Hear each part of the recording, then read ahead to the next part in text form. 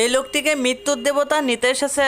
লোকটি বলে, रुको जरा सबर करो। ये अभी ट्रेलर है, पिक्चर अभी बाकी है, मैं बोला है ना। সময় তো দেখো। তারপরে মৃত্যুর দেবতা সময় দেখতে শুরু করে।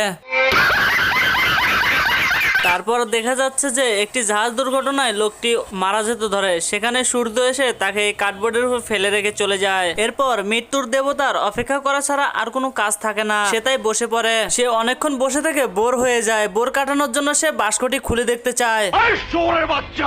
মান্দার পোলা, তুই কি আমারে ফুটপাতের মাস্তান ভাবছ?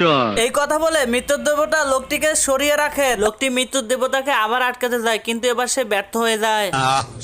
মৃত্যুর দেবতা এবার একটি স্বর্ণের কয়েন নিয়ে সমুদ্রে ছুঁড়ে মারে এবং এটি দেখে সে আনন্দে নাচতে থাকে। দুষ্ট কোকিল ডাকে রে cook cook cook cook cook cook cook মনে।